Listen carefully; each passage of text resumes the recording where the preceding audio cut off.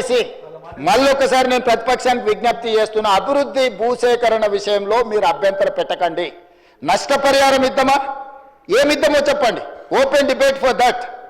భూసేకరణ విషయంలో భూమి కోల్పోతున్న వాళ్లకు బాధ ఉంటుంది, దుఃఖం ఉంటుంది. ప్రత్యామ్నాయం ఏం చేద్దామో చెప్పండి. మూసి పరివాహక ప్రాంతంలో నష్టపోతున్న పేదలకు ఏమిద్దాము, ఒక మంచి కమ్యూనిటీ, ఒక గేటెడ్ కమ్యూనిటీ కట్టి వాళ్ళకి ఇల్లు కట్టిద్దామా, లేకపోతే వాళ్ళకి నష్టపరిహారం బాగిద్దామా, లేకపోతే ఫ్యూచర్ సిటీ రోడ్లో పోయే వాళ్ళకి ఏ విధంగా నష్టపరిహారం ఇద్దాము, లేకపోతే ఫ్యూచర్ సిటీలో భూసేకరణకు సంబంధించి ఎంత నష్టపరిహారం ఇద్దాము, లగచర్లలో పేదవాళ్ళ భూమి పోతే ఏమిద్దామో చెప్పండి.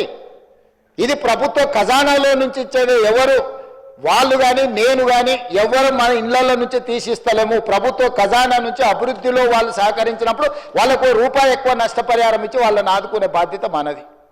వాళ్ళకు ఉపాధి కల్పించే అవకాశం ఉంటే వాళ్ళకు ఉపాధి కల్పిద్దాం, వాళ్ళ కుటుంబాలకు ఉద్యోగ అవకాశం కల్పించేది ఉంటే ఉద్యోగ అవకాశం కల్పిద్దాం. కానీ భూసేకరణనే మేము అడ్డుకుంటాము, మేము ముందుకే పోనీయము. వేసిన ఆయన మీ దాంట్లోనే తీసుకోరు, కరెక్ట్, మంచి క్వశ్చన్ అడిగాడు. మల్లన సాగర్లో కేసులు వేసిన ఆయన వాళ్ళ దాంట్లోనే తేలేడు, పాలమూరు రంగారెడ్డిలో కేసు వేసిన ఆయన వాళ్ళ దాంట్లోనే తేలేడు. వీరం హర్షవర్ధన్ రెడ్డి కేసు వేసిండు అధ్యక్ష పాలమూరు రంగారెడ్డిలో, ఎంబడే అక్కడనే పక్కన కూర్చున్నాడు అధ్యక్ష. సభ్యుడు ఇక్కడ లేడు, కానీ కేసులు వేసిన వాళ్ళని మొత్తం లిస్టు తీద్దాం. కేసులు వేపించింది వాళ్ళే, కేసులు వేపించింది వాళ్ళే, చేర్చుకునేది వాళ్ళే. రాష్ట్ర అభివృద్ధిని అడ్డుకునేవాడు, కేసులు వేసి అడ్డుకున్న వాళ్ళను మీరు ఎట్లా కండువ కప్పారు అధ్యక్ష? ఎట్లా పార్టీలో చేర్చుకున్నారు? పార్టీలో చేర్చుకున్నారు. బీఫామ్ ఎట్లా ఇచ్చిండ్రు అధ్యక్ష? మళ్ళీ ఎలక్షన్లో ఎట్లా ఇచ్చిండ్రు అధ్యక్ష?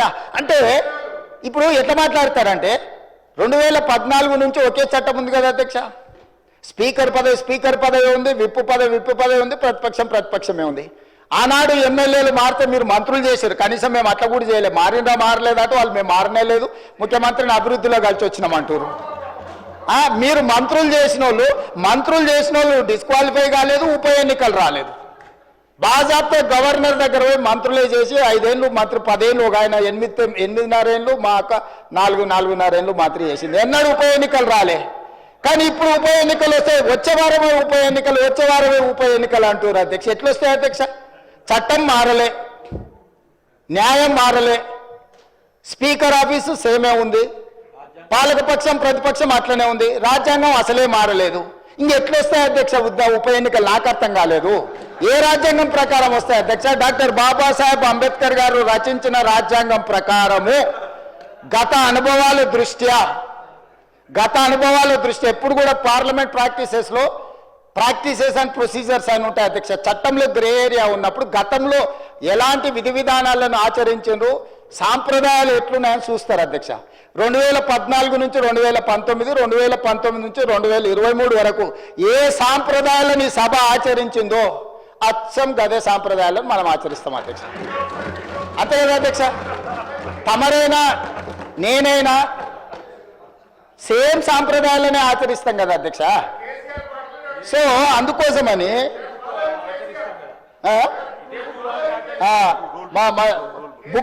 రూల్ బుక్ కూడా మారలే అధ్యక్ష. బుక్ కూడా ఇదే ఉంది. బుక్ వారు రాసిందే అధ్యక్ష. ఆ రోజు కమిటీ వేసి ఈ బుక్ ఎవరెవరు కూర్చొని రాసిండ్రు అధ్యక్ష? దీంట్లో పేర్లు కూడా ఉంటాయి అధ్యక్ష. ఉంటుంది, పేరు ఉంటుంది. వాళ్ళు ఈ కమిటీలు ఎవరున్నారో కూడా ఇందులో పేర్లు ఉంటాయి అధ్యక్ష. అందులో మిత్రుడు వివేకానంద వీళ్ళందరూ కూడా సభ్యులే అధ్యక్ష. మేమేం అడుగుతాడో నడుస్తలేము. ఆయన అడుగుల్లో నడుస్తే మడుగులో పడతాం.